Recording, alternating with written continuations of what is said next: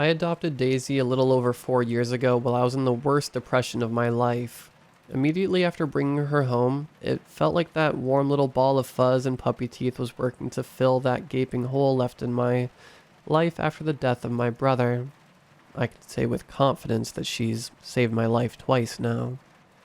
She's a healthy 134-pound St. Bernard with no concept of personal space, and I love her to death. She knows a handful of tricks, but she's stubborn and rarely cooperates. In many ways, she's a completely mundane dog, content to act as my personal weighted blanket at any and all opportunities. The only thing out of the ordinary about Daisy is that I have never in my life seen her eat anything. That is, until recently. Especially as a puppy, this behavior was extremely concerning to me. I tried hand feeding her, mixing her food with warm water. Hell, I even tried bottle feeding her. She wouldn't eat any of it. 4 days after I first adopted her, I was about to call the vet to schedule an appointment when I noticed something. The bowl I left out for her was empty. The small aluminum dish that was packed with a pale brown mountain of dried dog food the night before had entirely vanished, save for a few loose crumbs left at the bottom. Relieved, I filled the bowl, thinking that maybe Daisy was just shy, or adjusting to her new home, or something like that. Still, I consulted with the vet about this behavior at her next checkup. Well, she's definitely a healthy weight for her age.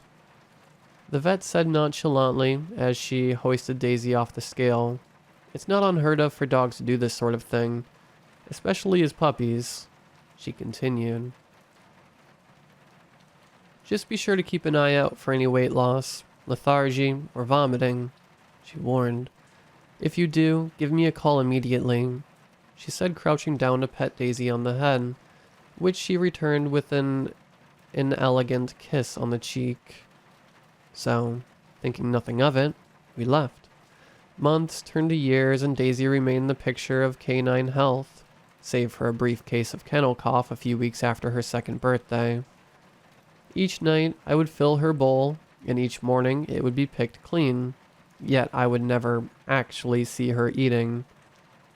I found myself on occasion checking the bowl late into the night. Over the years I've narrowed it down to around 1:45 a.m. being the time the bowl goes from full to empty. Even still, she's never eaten anything around me. No treats, not kibble. Even when I offer her some steak or chicken, she turns her head to the side or smacks it out of my hand before walking away as if I've offended her. That all changed last week. It started off as standard as any other Saturday night. I was on the couch binge watching whatever a series I can't recall. Daisy sleeping soundly on top of me. With a start, she leaped off my chest and onto the floor, darting out of the room. Immediately I got up. Daisy never acts like this. Fumbling through the dark of the house, feeling out for a light switch, I heard it. A low growl coming from the far side of the room. That was when I heard a sharp yelp and the weighty thump of fur hitting the hardwood floor. I didn't even think. I charged into the darkness after Daisy. Just as my eyes adjusted to the dim light of the kitchen, I was able to make out the silhouette of a man. He was tall, his obscured head nearly brushed the ceiling. The rest of his figure was indescribable in the dark, standing as an obelisk of pure obsidian, cutting through the dull gray. He was standing in front of an open window that I was sure I had locked. He reeled back to kick Daisy once more when I threw myself out at him, tackling him blindly to the floor. I felt nothing but pure animosity for this man as I began to wail mercilessly on him, pummeling his face, chest, anything within reach. I grabbed his head as I pinned him to the floor and began slamming it into the hardwood. I pulled back my arm, fully intending to shatter the stranger's nose into his brain, or even touching Daisy, when I felt a hot sting in my side. I looked down. He stabbed me.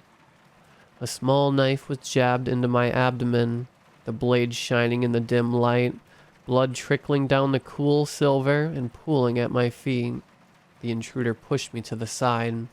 the blade digging even deeper into my torso, with pain spreading throughout like a white-hot nail being driven along my veins.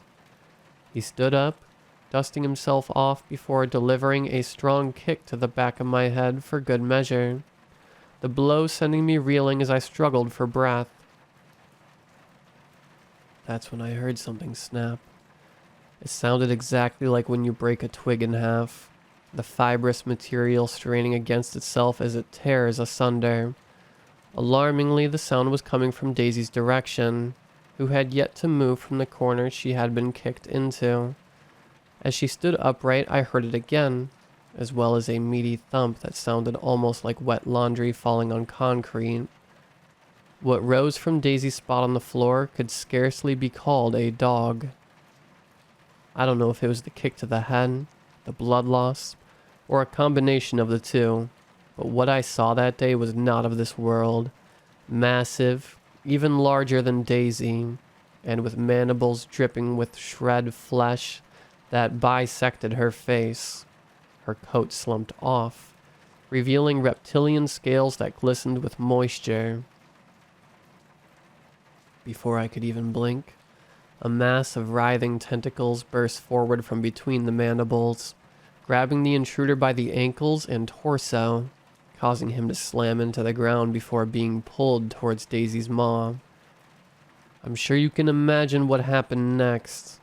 Between the gurgling screams and the blood and viscera being thrown across the room, I'm glad I lost consciousness around this point.